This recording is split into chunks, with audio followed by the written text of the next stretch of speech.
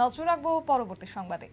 আগামী 23শে মে বুদ্ধদেবের 2568তম জন্ম জয়ন্তী এবং সেই উপলক্ষে রাজ্যের বৌদ্ধ মন্দিরগুলিতে বিভিন্ন কর্মসূচি হাতে নেওয়া হয়েছে। পাশাপাশি ব্যতিক্রম নয় আগরতলা বেনুবন বিহার। প্রত্যেক বছরের ন্যায় এই বছরও বুদ্ধদেবের জন্ম জয়ন্তী উপলক্ষে বিভিন্ন কর্মসূচি তারা হাতে নিয়েছে। তারই প্রস্তুতি চলছে আজ এবং তারই মধ্যে বলা যায় আগামী 23শে মে অনুষ্ঠিত হবে বিভিন্ন কর্মসূচি, যেখানে এই কর্মসূচির মধ্যে প্রথমেই থাকছে বসে আঁকো প্রতিযোগিতার পাশাপাশি সেদিন ক্যান্সার হসপিটালে বিতরণ করা হবে ফল মিষ্টি এবং পাশাপাশি এই বিষয়কে কেন্দ্র করে 2568তম বুদ্ধ জয়ন্তী উদযাপন অনুষ্ঠিত হবে আগামী 22 এবং 23শে মে আগরতলা বেনুবন বিহারে এবং অভয়নগর দায়ক প্রচার বিহারে। তবে গোটা বিষয়কে কেন্দ্র করে কি বলছেন সংশ্লিষ্টরা শুনুন।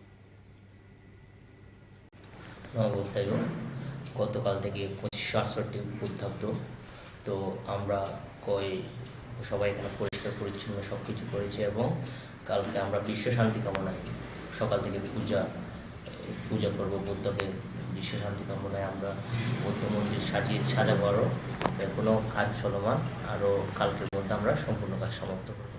ভগবান বুদ্ধের কাছে কি প্রার্থনা করা হবে? কালকে প্রার্থনা করবো পুরো বিশ্বে যেন শান্তি বিরাজ করে এবং জগতের সকল প্রাণী সুখী হোক, এই প্রার্থনা করবো আমরা কালকে। প্রিপারেশন কিরকম? প্রিপারেশন বলতে আজকে আমরা বৌদ্ধ মূর্তিগুলো সব পরিষ্কার পরিচ্ছন্ন করেছি এবং সন্ধ্যার দিকে লাইটিং করা হবে, আরও কাজ করা হবে এবং এখানেই আমরা সবাই সব জাতি এসে আমরা এখানে বুদ্ধের কাছে প্রার্থনা করবো কালকে যেন বৌদ্ধ পূর্ণিমায় সুন্দর করে আমরা উদযাপন করতে পারি। আপনার নাম? আমার নাম কুশল রত্ন শ্রাবণ। নমো বুদ্ধায়। আগামী 22-23 বুদ্ধ পূর্ণিমা সেলিব্রেশন করা হবে এই বেনুবন বুদ্ধবিহার আগরতলা। আমাদের আগামীকাল থেকে শুরু হবে। আগামীকাল সকালে আমরা ক্যান্সার হসপিটাল আগরতলা গিয়ে ওখানে ফ্রুটস অ্যান্ড সুইট ডিস্ট্রিবিউশন করবে পেশেন্টদেরকে। তারপরে বিকালবেলা আমাদের sit and draw Buddha image Buddha photo নিয়ে আমরা পেন্টিং কম্পিটিশন হবে যারা ছাত্রছাত্রীদের আছে।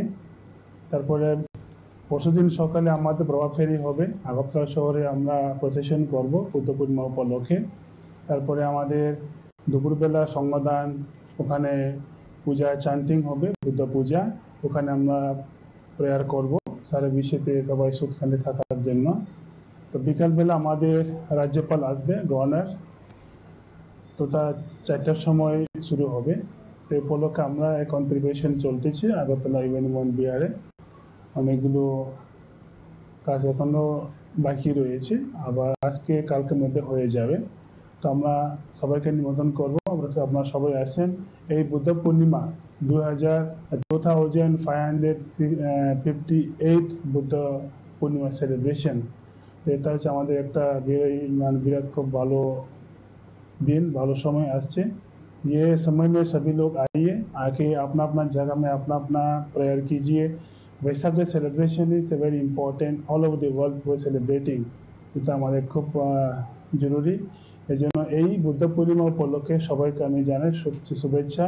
সবাই ভালো হোক, সবাই মঙ্গল হোক, সবাই সত্তা সুখিতা ভবন্তু।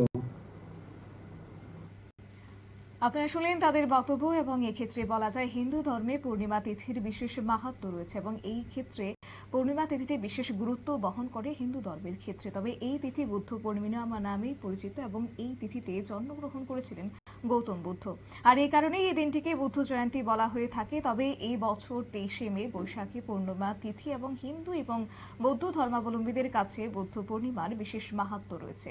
এই দিনটি জ্ঞান প্রাপ্তির দিন হিসেবে চিহ্নিত করা হয় এবং এই তিথিতেই জন্মগ্রহণ করেছিলেন বিষ্ণুর নবম অবতার গৌতম বুদ্ধ। আর কার্যত এই দিনটিকে কেন্দ্র করে ইতিমধ্যে চরম ব্যস্ততা রয়েছে প্রত্যেকের মধ্যে।